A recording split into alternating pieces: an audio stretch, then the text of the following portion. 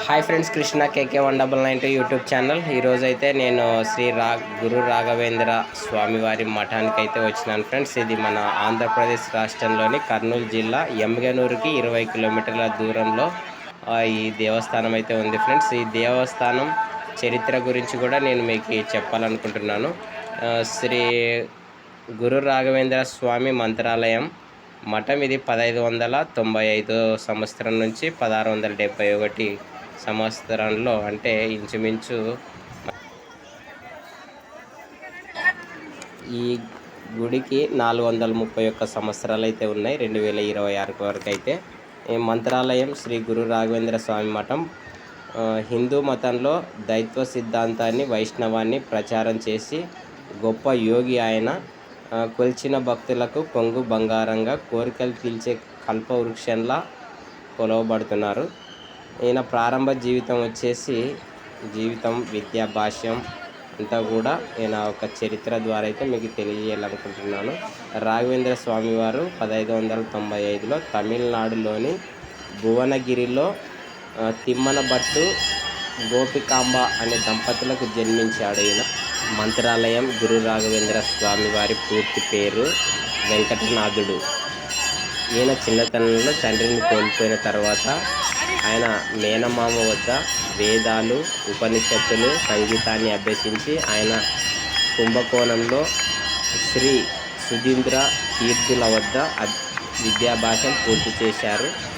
పూర్తి చేసిన తర్వాత సన్యాస ఆశ్రమం మరియు గురుపీఠాన్ని ప్రారంభించి వెంకటనాథుడు గోపికాంబ అనే ఆమెతో ఈయనకి వివాహం జరిపించిన తర్వాత గురు రాఘవేంద్ర స్వామికి ఒక కొడుకు జన్మించాడు. ఆయన పేరు లక్ష్మీనారాయణ.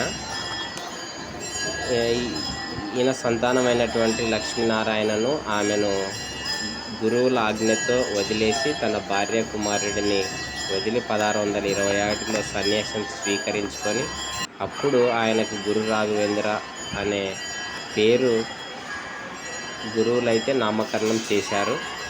గురువులు సుధీంద్ర తీర్థుల తర్వాత రాఘవేంద్ర స్వామి వారు మఠానికి అధిపతి అయ్యి ఇక్కడ జీవ సమాధిగా ఏర్పడి భక్తులకు అందరికీ కూడా దర్శనమిస్తున్నారు. గురు రాఘవేంద్ర స్వామి చాలా ప్రసిద్ధిగాంచిన వ్యక్తి. ఈయన దక్షిణ భారతదేశం అంతా పర్యటించి దైత్వ సిద్ధాంతాన్ని విస్తారంగా ప్రచారం చేశారు.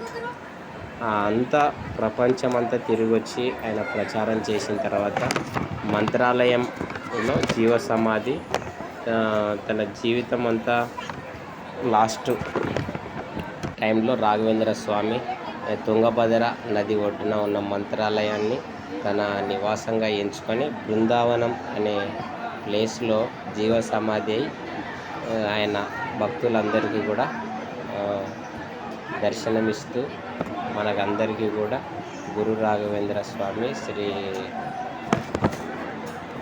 మంత్రాలయం మఠాన్ని కూడా మనం అందరూ ఇలా కొలుచుకొని మన కర్నూలు జిల్లాకి ఎంతో ప్రసిద్ధిగాంచి ఈయన కర్నూలు, ఎమ్మిగనూరు, మంత్రాలయం ఇవన్నీ వేరే దేశస్తులు కూడా ఇక్కడికి వచ్చి ఆయన ఆశీర్వాదాలు అయితే తీసుకుంటుంటారు. ఈ మఠాన్ని అయితే మీరు కూడా ఎప్పుడైనా వీలైనప్పుడు చూడండి, చాలా అద్భుతంగా ఉంది. ఈ మఠం పక్కనే తుంగభద్ర నది కూడా ఉంటుంది. వర్షాకాలం అయితే చాలా ఆహ్లాదకరంగా చాలా హ్యాపీగా ఉంటుంది. నేను ఇంచుమించు ఇక్కడికి రాక ఒక 10 సంవత్సరాలు అయితే అవుతుంది. 10 సంవత్సరాల తర్వాత నేను ఈరోజు వచ్చినాను. తుంగభద్రలో బాగా ఈత కొట్టి ఎంజాయ్ చేసిపోయే వాళ్ళం. అప్పుడు రాను చాలా క్రిటికల్ పొజిషన్లోకి వెళ్ళిపోతాం మనం ఇబ్బందుల వల్ల. కాబట్టి మనకి టైం ఉన్నప్పుడే దైవ దర్శనాలు కూడా తిరిగి విహారయాత్రలు తిరగడం వల్ల మనసు ఆహ్లాదకరంతో ఇంకా కొన్ని పనులు చేసుకోవడానికి కూడా చాలా అవకాశం అయితే ఉంటుంది. మరింత ఉత్సాహంతో కొత్త పనులు కానీ మనం మన జీవితంలో ఎటువంటి డిసప్పాయింట్ లేకుండా చేసుకుంటూ ముందుకు వెళ్ళిపోతుంటాం. ఈరోజైతే నాకు చాలా హ్యాపీ అనిపించింది. గురు రాఘవేంద్ర స్వామి వారు దర్శనం కూడా చాలా బాగా అయింది. రద్దీ తక్కువ ఉండడం వల్ల మాకు తొందరగా గురు రాఘవేంద్ర స్వామిని దర్శించుకొని మళ్ళీ రిటర్న్ అయితే బయలుదేరినాం. జస్ట్ 1 అవర్లో దర్శనం అయిపోవడం చాలా చాలా సంతోషం అనిపించింది.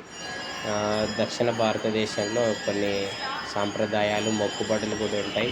ఈ మొక్కుబడుల ప్రకారం ఈయన పొర్లు దండాలు పెట్టాలనుకుంటే ఆ గుడి చుట్టూ ఆయన పొర్లు దండాలు ఎన్నిసార్లు అనేది ఆ పొర్లు దండాల ప్రకారం ఆయన పూర్తి చేయాల్సిందే. మఠంలోకి వెళ్ళేటప్పుడు కూడా అందరూ చొక్కా, బనియన్ తీసేసి వెళ్ళాలని నా మనవి. మన సబ్స్క్రైబర్స్ ఎవరైనా వెళ్ళినా కూడా ఆడ గుడి వద్ద ఉండేటువంటి వాళ్ళకి సహకరించాలని నేను మనస్ఫూర్తిగా కోరుకుంటున్నాను. ఒక్కొక్క గుడికి ఒక విశిష్టలు, ఒక గైడ్లైన్స్ అనేటివి ఉంటాయి. ఆ గైడ్లైన్స్ ప్రకారం మన దేవుణ్ణి గౌరవించి ప్రశాంతమంగా ఆయనని దర్శించుకొని రావాలని నేను మనస్ఫూర్తిగా అందరినీ మరీ కోరుకుంటున్నాను.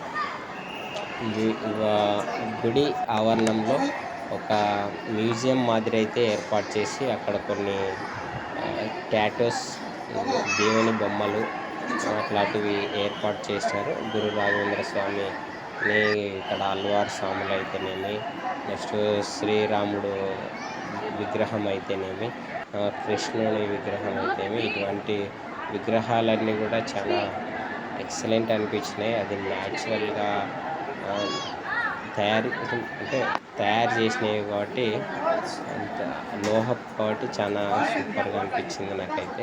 మీరు కూడా వెళ్ళినప్పుడు వీటన్నిటిని కూడా చూసి మంచిగా హ్యాపీగా ఎంజాయ్ చేసి వస్తారని నేను మనస్ఫూర్తిగా కోరుకుంటున్నాను. మన ఛానల్ ద్వారా మీకు ఎంతో కొంచెం దేవుని గురించి కూడా తెలిసి ఉంటుందని నేను తెలుసుకుంటున్నాను. అందరి అయితే మొత్తం డ్రై అయిపోయింది. ఎండాకాలం కాబట్టి నీళ్ళు అయితే ఉండవు, వర్షాకాలం అయితే నీళ్ళు వస్తాయి కాబట్టి బాగుంటుంది. అందుకని నేను వర్షాకాలం వెళ్ళాలని చెప్తున్నాను. Okay, thank you so much. మన వీడియో నచ్చినట్లయితే షేర్ చేయండి, లైక్ చేయండి, సబ్స్క్రైబ్ చేయండి.